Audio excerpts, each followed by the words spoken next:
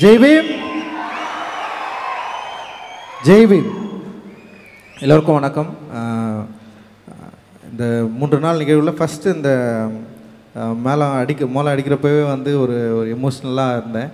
ஏன்னா வந்து தொடர்ந்து இந்த நிகழ்ச்சி நடந்துகிட்ருக்கிறது வந்து ஒரு பெரிய ஒரு அச்சீவ்மெண்ட்டாகவும் ஒரு சந்தோஷமான ஒரு டைமாகவும் நான் பார்க்குறேன்.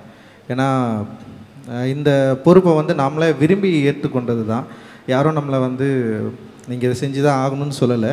பட் இதை செய்யணுன்றதை எனக்கு உணர்த்தியது வந்து பாபா சாஹேப் அம்பேத்கர். அவருக்கு இந்த நேரத்திலே நான் வந்து அவருக்கு நன்றி தெரிவிச்சுக்கிறேன்.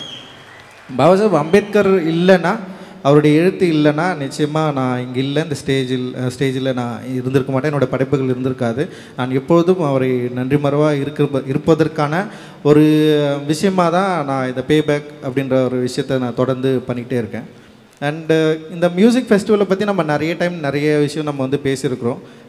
கல்ச்சுரலாக பண்பாட்டு அசைவில் நம்ம என்ன இருக்கிறோம், நம்ம என்னவா இருக்கிறோம் அப்படின்றது வந்து ரொம்ப ரொம்ப முக்கியமாக இருக்குங்க. ஏன்னா அரசியல் ரீதியாக நமக்கு என்ன இடம் இருக்குது, நம்முடைய ஃபைட் என்னன்றது வந்து நமக்கு எல்லாருக்குமே தெரிஞ்சிருக்கும். ஆனால் பண்பாட்டு ரீதியாக நம்மளுடைய மக்களுடைய வாழ்நிலை எப்படி இருக்கோ அந்த மாதிரி தான் நம்முடைய மியூசிக்கும் இருந்திருக்கு.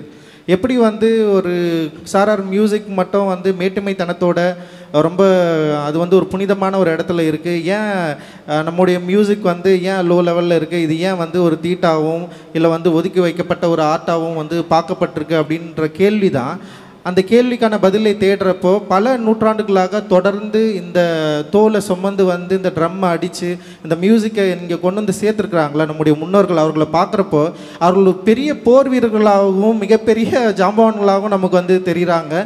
உண்மையிலே வந்து அவர்களை நினைத்து பார்க்குறப்போ அவங்க வந்து பல தலைமுறையாக ஒரு ஃபார்மை நம்மக்கிட்ட கொண்டு வந்து கொடுத்துட்டு போயிருக்காங்க. இது வந்து ரொம்ப ஆர்கனைஸ்டு ஃபார்மும் கிடையாது, நல்லா புரிஞ்சுக்கலாம். நம்ம இந்த தாளகதியோ இந்த தாளசுதி அதோட என்ன சொல்கிறது ரைட்டப்பு இது மாதிரி எதுவுமே இல்லாமல் வெறுமனே வாய்ப்பாட்டு மூலமாக சவுண்டின் மூலமாக இதை வந்து நமக்கு வந்து ஏன் இவ்வளோ தூரம் கடத்தி வந்து நம்மக்கிட்ட கொடுத்துட்டு போயிருக்காங்க அப்படின்னு நம்ம யோசிக்கிறப்போ இந்த மியூசிக்கோட ஃபார்மை, இந்த மியூசிக்கோட வலிமையை நம்மளால் வந்து உணர முடியும் அப்படின்னு நான் நினைக்கிறேன். ஸோ இதுக்கு பல காரணங்கள் இருக்கிறத நம்மளால் வந்து புரிஞ்சிக்க முடியுது. அப்போ பண்பாட்டு அளவில் இந்த மியூசிக் வடிவத்தை, இந்த இசையை விடாமல் தூக்கி பிடிச்சி கொண்டிருப்பவர்களுக்கு அடுத்தபடியாக நம்ம வந்து நிற்கிறோம் அப்படின்னு நான் நினைக்கிறேன்.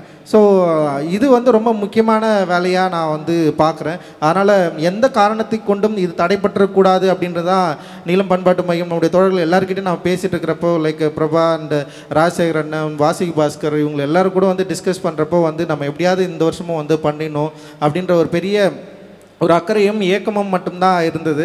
இது எந்த காரணத்தை கொண்டும் வந்து தடை பற்றக்கூடாது அப்படின்னு சொல்லிட்டு அறிவு கூட நான் பயங்கரமாக டிஸ்கஸ் பண்ணுறது. ஸோ அதனால் தடைப்படாமல் இந்த வருஷமும் இது வந்து இன்றைக்கி வந்து ஸ்டார்ட் ஆகிருக்கு அப்படின்னு நினைக்கிறப்போ வந்து I got very emotional and ரொம்ப ரொம்ப நன்றி. நீங்கள் எல்லோரும் இங்கே வந்திருக்கிறது அண்ட் மேடையில் வந்து எனக்கு பிடித்தமான என்னை செறிவூட்டுகிற ஆளுமைகள் வந்து இருக்கிறாங்க. உங்களுக்கு எல்லோருக்கும் வந்து என்னுடைய நன்றியை நான் வந்து தெரிவிச்சுக்கிறேன். இந்த 3 நாள் வந்து இன்னும் நிறைய ஆர்டிஸ்ட் வந்து நம்ம முன்னாடி வந்து பர்ஃபார்ம் பண்ண போகிறாங்க. அவங்க எப்போ வருஷம் முழுக்க வந்து நமக்காக வந்து என்னெல்லாம் பண்ணிருந்தாங்களோ அது இந்த ஸ்டேஜில் வந்து நமக்காக வந்து பர்ஃபார்ம் பண்ண போகிறாங்க. அந்த ஆர்ட்டை நம்ம வந்து சரியாக வெறுமனே இது வந்து கொண்டாட்டம் மட்டும் இல்லாமல் இதில் உள்ள இருக்கிற அரசியல் ரீதியான காரணங்களையும் புரிதலையும் நம்ம சரியாக புரிஞ்சுக்கணும் அப்படின்னு நான் நினைக்கிறேன். இந்த ஆர்ட் ஃபார்முக்கு பின்னாடி இருக்கிற இந்த அரசியலை புரிந்து கொள்வதன் மூலமாக இந்த நிகழ்வு எவ்வளோ முக்கியமானது, இந்த நிகழ்ச்சி எவ்வளோ முக்கியமானது அப்படின்றத நீங்கள் வந்து உணர்வீங்க அப்படின்னு நான் நினைக்கிறேன். நம்ம இது தொடர்ந்து நம்ம வந்து பண்ணலாம். 3 நாளில் பல ஆர்டிஸ்ட் வந்து பண்ண போகிறாங்க. புது ஆர்டிஸ்ட்டு நிறைய பேர் உள்ளே வராங்க. குறிப்பாக பாம்பேயில் இருந்தெல்லாம் வந்து நிறைய பேர் வந்து பண்ண போகிறாங்க. அண்டு இது நிச்சயமாக இந்த ஆண்டு உங்களுக்கு வந்து ஒரு பெரிய மகிழ்ச்சிக்குரிய ஒரு ஆண்டாக, ஒரு நிறைவான ஒரு ஆண்டாக இருக்கும் அப்படின்னு நான் வந்து நம்புகிறேன். அண்டு இந்த சூழலில் தான் லைக் வந்து பாபா சாஹேப் அம்பேத்கரை பற்றி பேசுவது, பாபா சாஹேப் அம்பேத்கரை பேரை சொல்வது அது ஒரு ஃபேஷன் இல்லைன்றதை நம்ம வந்து நிரூபிக்க வேண்டிய இடத்துல வந்து நம்ம இருக்கிறோம். ஸோ வந்து அமித்ஷா மாதிரியான ஆட்களுக்கு நம்ம வந்து பாபா சாஹேப் அம்பேத்கர் யாருன்றதை வந்து நம்முடைய பவர் அப்படின்றத வந்து அவங்களுக்கு வந்து நிரூபிக்க வேண்டிய அவசியம் இல்லைன்னு நான் நினைக்கிறேன். தொடர்ந்து வந்து அவருடைய முகம் வந்து அந்த முகத்தில் இருக்கிற வெளிச்சம் வந்து நம்மளை வந்து தொடர்ந்து வழி நடத்திட்டே இருக்குது. எந்த சக்தியாலும் யாராலுமே வந்து மறைக்க முடியாத ஒரு வெளிச்சம் வந்து பாபா சாஹேப் அம்பேத்கர் அவர்கள். ஸோ அவரை வந்து நம்ம வந்து தொடர்ந்து ஃபாலோ பண்ணுவதன் மூலமாக அவரை வந்து தொடர்வதன் மூலமாக, அவருடைய கருத்துக்களை தொடர்ந்து பேசுவதன் மூலமாக, நம்முடைய மக்கள் கிட்ட கொண்டு போய் சேர்ப்பதன் மூலமாக அவர் 100 ஆண்டு காலம் நம்மோடவே இருப்பார். அவரை எந்த காரணத்துக்கு நம்ம விட்டு விலக்கவே முடியாது அப்படின்றத வந்து சமீபத்த நிகழ்வுகள் வந்து அது மிக ஆணித்தரமாக வந்து சொல்லுது. ஸோ ஜெய் பீம், ஜெய் பீம். தொடர்ந்து பேசுவோம். மகிழ்ச்சி. ஜெய் பீம். நன்றி, நன்றி.